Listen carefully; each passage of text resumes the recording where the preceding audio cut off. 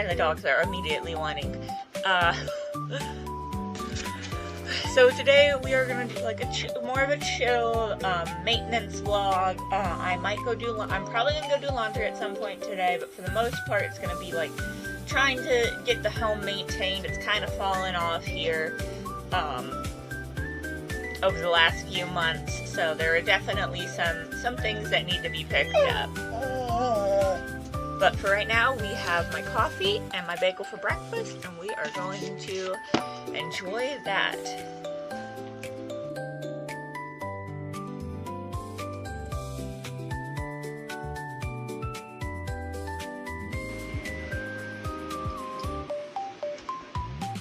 Seizure?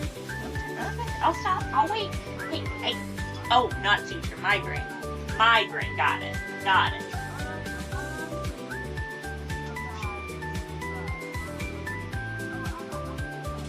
Can I get up and go get some migraine medication? I'm gonna go get some medication for my migraine, okay? Am I safe to stand?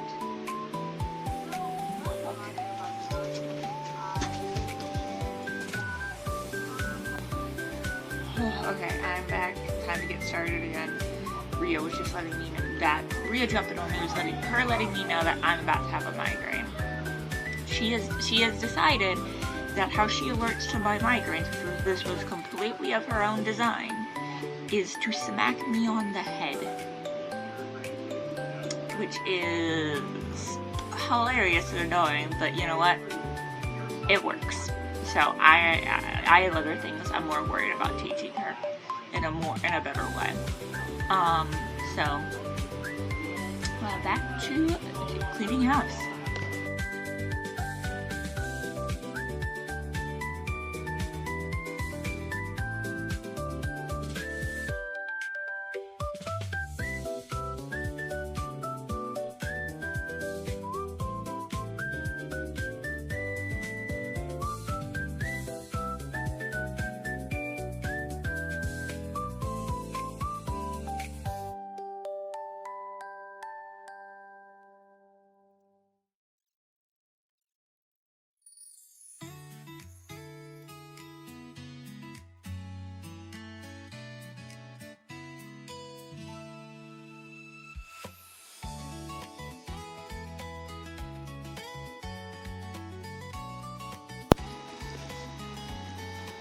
Oh, Jesus.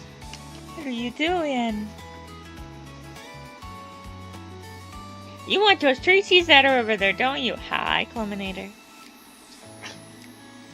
Yes, what do you want? Use your buttons. Use your buttons. I need my thing. Ah! I jumped. That's not your buttons. I jumped.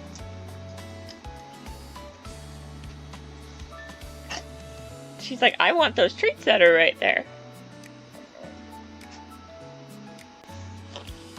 Yes, Rhea, you can have one treat. Hold on. Hold on. Sit. Nose bump. Second nose bump. You're gonna have to work for it. Up. Jump. Come on. Yes. There you go.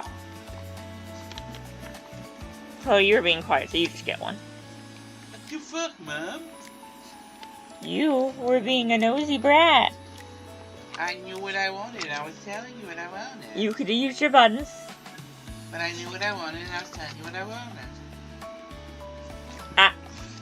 Yes.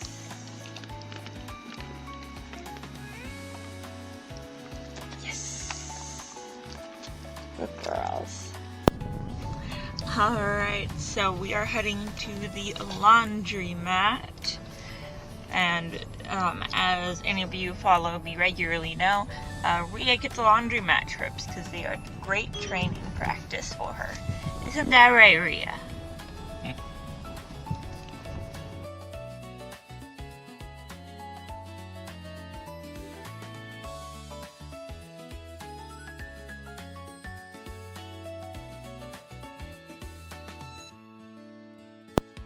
Alright, so I am back from the laundromat, and I am like really stressed out.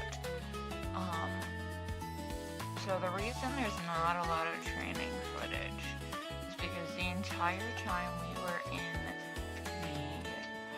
the laundromat, I shouldn't say the entire time, but the majority of the time we were in the laundromat up until like right before the clothes came out of the dryer, we were being harassed by two small children. At first they were just kind of jumping up and down, trying to get the dog's attention, making lots of noises, making funny faces. You know, things that a kid will do, but a parent should be, managing. That's your job, is to manage this little being and help it become a human. Well, instead of that, the parent was on their phone. I walked to another corner of the laundromat. They followed. And then I tried to ignore them, tried to, stay away from them. Eventually, they started, they kept following me again, and they started grabbing Rhea. They grabbed her tail. They were trying to grab her they tried to grab her tail. They didn't make contact, but they tried to grab her tail. They were grabbing at her trying to grab at her while I was having seizures and she was working, and it was a mess. Kids are kids, and they don't necessarily know any better, but it's also important that the adults teach them better and are working on that lesson. They don't know better doesn't mean we don't do anything. They don't know better means we sit down and have a conversation with them, and we do it again and again and again until they do know better. And the kids were just acting out in general. They also knocked over a bunch of flyers that were sitting on one of the tables at the laundromat and did not pick them up. I'm sure it was an accident. Kids knock things down, that happens, but, they're old enough to know that the oldest was probably like 5 years oldish. So, looked old enough to know, to pick up papers, but I'm not a parent, so I can't say anything, so I don't know. And it just wasn't good. The parents were being just ignoring their kids. The kid got in the dryer twice. Got in the dryer. And the parent did not say anything. Eventually I had, just like, no, leave my service dog alone. And they'd stop for a minute, and then start again. And it just got worse once I started telling them no, because then it was a game. I'm asking adults to pay attention to their children. When we first came in, my fiance was literally, like, trying to act as a buffer between them and the dog, but he left. Because, he's working from home, he was just dropping me off. And it was just a very stressful, not fun experience, and one I shouldn't have had to deal with. And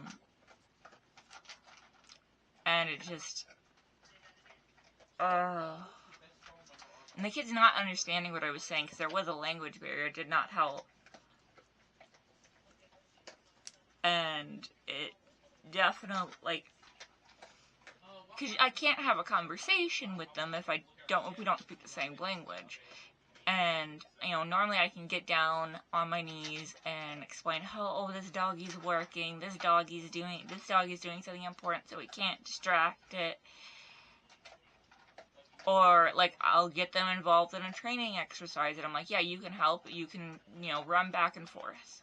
But you can't touch the doggy, or you can't do this. And that helps. And it, gets the kid involved, and the next time I see him, oftentimes they'll just wave and continue on, or they'll ask if they can help again. And, I don't mind doing that, but when we can't speak the same language, that's an issue. And this parent was just not paying attention to help their kids understand when the general public couldn't do it. And it's, parents, I truly believe, are the captains of the ship of childhood. They are the ones in charge. The rest of us are just here to help.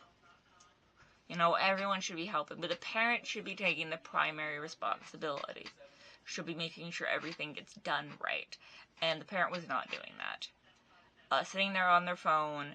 Only times I saw her directly interact with her children was when they were leaving, And when one of the children banged their head on the table and came over to cry to their mother. So the one of the two interactions the child had to initiate. So it is just stressful and not something I should have to deal with.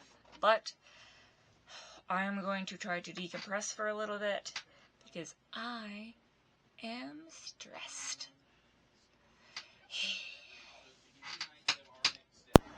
Right, so I've been resting. We ran up to Men's Warehouse for a little bit, just to try some stuff on for his wedding suit, but this is where we're gonna end the vlog. I really don't feel up to, like, doing a bunch of stuff on camera right now, after everything, and I just kinda, blah. So, I am going to log off here for the night. I will talk to y'all later. Bye!